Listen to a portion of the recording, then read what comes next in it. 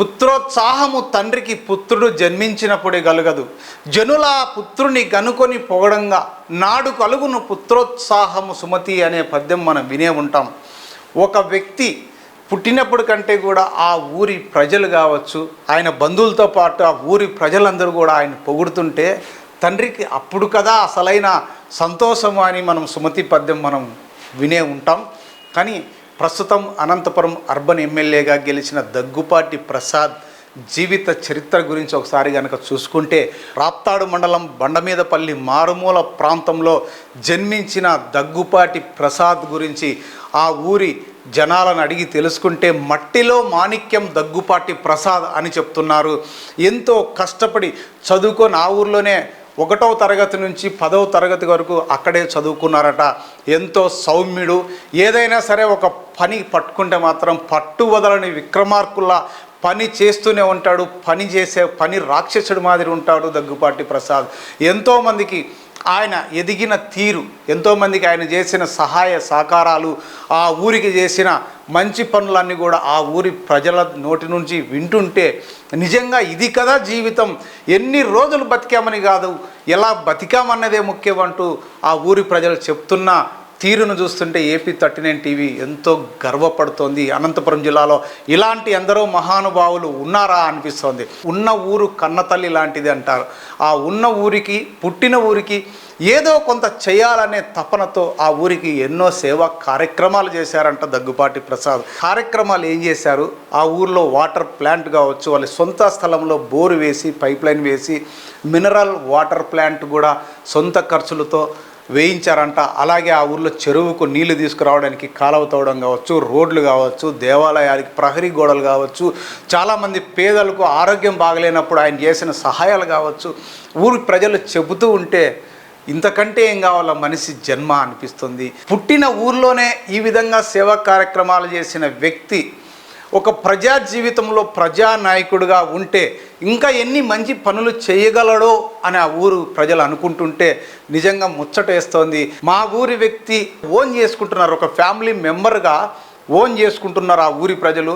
మా ఊరికి ఎంత చేశారంటే ఇక అనంతపురం అర్బన్కి ఇంక ఏ విధంగా చేస్తాడో మీరే ఊహించుకోండి అంటున్నారు. ఇలాంటి ఎన్నో మంచి పనులు ఆయన సొంత డబ్బులతో చేస్తున్నాడంటూ. అలాగే వారి తల్లిగారు చెప్తున్నారు, మా పుత్రుడు ఏదైనా సరే చిన్నప్పటి నుంచి ఏదైనా ఒక్క విషయం పట్టుకుంటే దాన్ని పట్టు వదలడు. ఏనాడైతే ఎమ్మెల్యే టికెట్ కావాలని పట్టుబట్టి ఎమ్మెల్యే టికెట్ తెచ్చుకున్నాడో ఆ రోజే విజయం సాధించినాడు మా పుత్రుడు అని వారి తండ్రి గారు చెప్పారట. ఆ విషయం వాళ్ళ తల్లి చెప్తుంటే ఎంతో ఆనందం వేసింది. ఏదైనా సరే మా కుమారుడు పట్టితే పట్టు వదలని విక్రమార్కుల్లా సాధిస్తాడు, అది ఆయనలో ఉన్న క్యాపబిలిటీ అంటూ వారి తల్లిగారు చెప్తున్న పరిస్థితి. ఎంతో ఆనంద బాష్పాలతో ఎమ్మెల్యేగా గెలిచినందుకు వాళ్ళ తల్లిగారు కూడా ఎంతో హ్యాపీగా సంతోషంగా మన AP39 టీవీతో పంచుకున్నారు. అలాగే ఆ గ్రామస్తులు ఏం చెప్పారనేది వారి మాటల్లోనే ఒకసారి విని తెలుసుకుందాం. ఇంకో విషయం ముఖ్యంగా ఏంటంటే, ఎప్పుడు వచ్చినావని కాదన్నయ్య, బుల్లెట్ దిగిందా లేదా అన్నట్టుగా దగ్గుపాటి ప్రసాద్ పైన ఎంతోమంది కామెంట్లు చేశారు. మనం కూడా చేశాం. కొత్తగా వచ్చిన వ్యక్తి, అందులో ఎప్పటి నుంచో పాతుకుపోయిన పెద్ద ఫ్యామిలీ అనంత వెంకటరామరెడ్డి లాంటి వ్యక్తిని ఢీ కొట్టగలడా అని ఆలోచించాం. కానీ దగ్గుపాటి ప్రసాద్ ఎక్కడ కూడా మొక్కవోని దీక్షతో, ఆత్మవిశ్వాసంతో ఖచ్చితంగా గెలిచి తీరుతానా అనేవుగా దృఢ సంకల్పంతో ఎన్ని అవాంతరాలు, ఎన్ని అడ్డంకులు ఎదురైనా కూడా అందరినీ కూడా కలుపుకొని పోవడంలో ఆయన ఖచ్చితంగా విజయం సాధించారని చెప్పాలి. నిజంగా ఆ విజయంలోనే ఉంది కదా ఆనందం అంటూ చాలామంది చెప్తున్నారు. నిజంగా విజయం వస్తే ఆ ఆనందమే వేరు. ఆ ఊరి ప్రజలు ఏమనుకుంటున్నారో ఒకసారి వారి మాటల్లోనే విందాం. పిల్లలు ఎదుగుతూ ఉంటే తల్లిదండ్రులకు సంతోషం మాటల్లో చెప్పలేనిది. అందున ఒక పల్లెటూరులో జన్మించి పల్లెటూరులో పుట్టి మట్టిలో మాణిక్యం మాదిరి దగ్గుపాటి ప్రసాద్ ఈరోజు అనంతపురానికి ఎమ్మెల్యే అయినారు. దగ్గుపాటి ప్రసాద్ తల్లిగారు మనతో ఉన్నారు. అసలు ఆమె మాటల్లో ఒకసారి విందాం, ఆమె ఆనందం ఎలా ఉందనేది ఒకసారి. నాకు పట్టలేనంత సంతోషం ఉంది మా కొడుకు ఎమ్మెల్యే అయినందుకు. చిన్నప్పటి నుంచి బాగా చదువుకునేటోడా?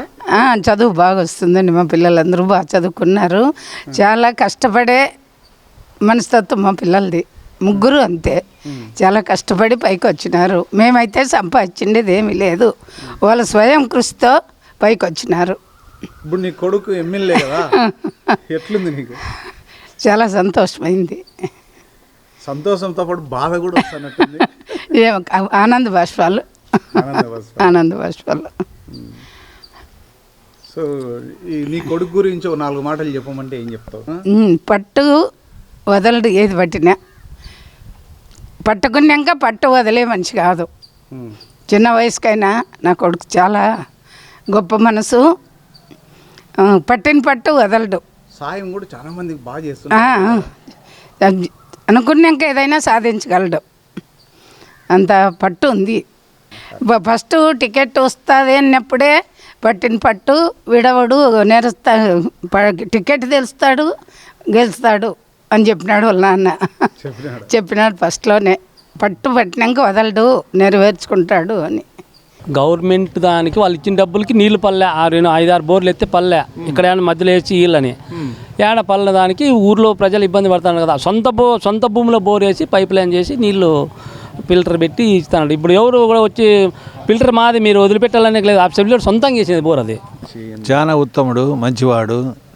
చిన్న సామాన్యమైన కుటుంబంలో పుట్టి అంచెలంచెలుగా ఎదిగి ఇంత దూరం ప్రయాణం చేసినాడు.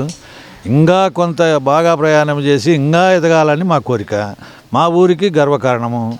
బాగా చదువుకొని తెలివితేటలు ఉపయోగపెట్టుకొని బయటకు వచ్చి బాగా ఇంప్రూవ్ అయ్యి ఈరోజు ఈ స్టేజ్కి వచ్చినాడు. ఆ ఎమ్మెల్యేగా గెలవడం వల్ల మా ఊరికి మంచి పేరే కదా.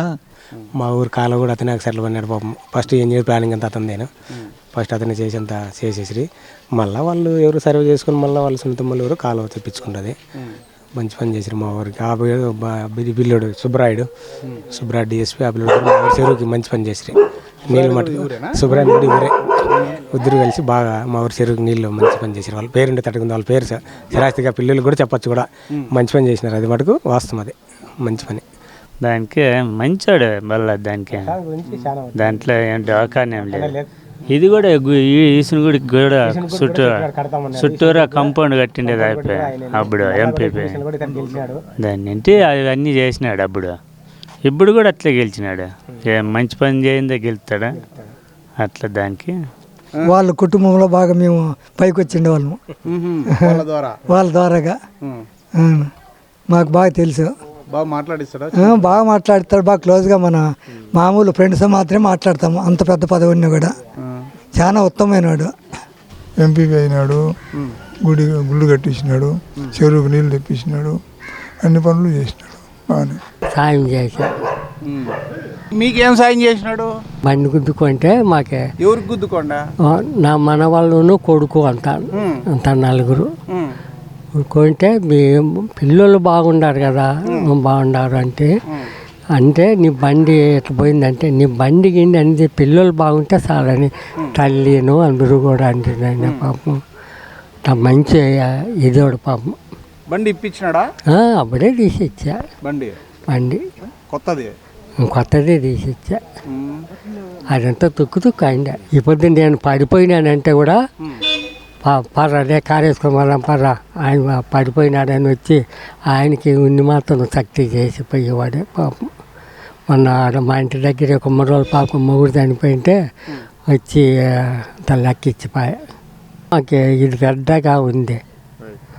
ఆయన గెలిస్తే మా ఊరికి కూడా బడమేపల్లికి కూడా బాగా ఇదేను అని మా అందరికీ అటువంటి వాడు కాదు. మాకైతే ఏమి ఇబ్బంది, బాగా ఊర్లో కూడా బాగా సహకరించాడు, బాగానే ఇది చేసినాడు. ఈ టెంపుల్ గుడికి కట్టేదానికి వెంకటేశ్వర స్వామి గుడి అంతా ఊరికైతే బాగా సహకరిస్తారు. మా ఊరికి కూడా మంచి పేరే కదా. మా ఊరైన ఎమ్మెల్యే అంటే కూడా మాకు కూడా మంచి ఇదేను. బాగానే ముందుకు పోయినాడు. ఈ ముందునే బాగా చెరువుకు కూడా నీళ్ళు కూడా సహకరించి బాగా ఇది చేసినాడు. బాగానే మా ఊరికైతే బాగా తోడుగా ఉంటాడనే నమ్మకంగా ఉన్నాం అన్నమాట. బాగానే ఊరికి కూడా సహాయం చేయగలడు. ప్రసాద్ మంచి వ్యక్తి. సామాన్యమైన కుటుంబం నుంచి అంచెలంచెలుగా అతను తెలివితేటలతో ముందుకెళ్ళి ఈరోజు బండమీదపల్లికి మంచి పేరు తెచ్చాడు ఎమ్మెల్యేగా. మంచివాడు ప్రసాద్. ఈ ఊళ్ళోనే పుట్టి పెరిగినాడు. సామాన్యమైన కుటుంబం, రైతు కుటుంబంలో పుట్టినాడు. మంచి వ్యక్తి. బాగా ఎక్కితే బాగా కాల చెరుకు నీళ్ళు ఇప్పించినాడు. అన్నీ ఊర్లో అంతా మస్తాన్ ఉన్నాడు, అంత బాగా చేసినాడు ఊర్లో. వాటర్ ప్లాంట్ వాటర్ ప్లాంట్ కూడా పెట్టినాడు. ఆ ఊర్లో నీళ్ళు సౌకర్యానికి మాత్రం తాగే కానీ అది కూడా పెట్టేసినాడు, అంత బాగా చేసినాడు. చాలా మంచోడు వ్యక్తి. చిన్న వయసు అయినా గొప్ప బుద్ధితో ఎమ్మెల్యే అయినాడు. మా ఊరికి గర్వకారణంగా బాగా చెప్పుకుంటున్నాం. మంచోడు వ్యక్తి. నా మీద నమ్మకం ఉంచిన అనంతపురం ప్రజలకు నాకు ఓట్లు వేసి గెలిపించిన అనంతపురం నగరవాసులకి ప్రత్యేకంగా ధన్యవాదాలు తెలుపుకుంటూ శిరస్సు వంచి నమస్కరిస్తూ, గత 4-5 రోజుల నుంచి నేను వింటున్నాను, తెలుగుదేశం ప్రభుత్వం వచ్చిన తర్వాత కొంతమంది దళారులు పిక్చర్లోకి వచ్చి మేముకి ఉద్యోగాలు ఇప్పిస్తామని, అలాగే స్టోర్లు ఇప్పిస్తామని, ఇంకోటి మిడ్ డే మీల్స్ ఇప్పిస్తామని చెప్పేసి కొంతమంది డబ్బులు వసూలు చేస్తున్నారని చెప్పేసి నా దృష్టికి వచ్చింది. అనంతపురం ప్రజలకు కానీ నాయకులకు కానీ ఒకటే తెలియజేసుకుంటున్నాను, ఇవి ఎవరే కానీ మీరు మోసపోవద్దండి. ఏ అవసరం ఉన్నా నా దగ్గరికి రండి, ఖచ్చితంగా నేను మీకు అందుబాటులో ఉంటా. 24/7 అందుబాటులో ఉంటా. ఎవరికే కానీ డబ్బులు ఇవ్వడం కానీ అలాంటివి నేను ఎంకరేజ్ చేయను. ఏ నాయకుడికి మీరు డబ్బులు ఇవ్వద్దండి, ఎవరు ఏమీ చేయలేరు. నా అనుమతి లేదే ఇక్కడ ఒక చిన్న పని కానీ జరగదని చెప్పేసి అనంతపురం ప్రజలకు కానీ నాయకులకు కానీ తెలియజేసుకుంటున్నాను. ఎవరు పొరపాటున కానీ ఏ నాయకుడికి డబ్బులు ఇవ్వద్దండి.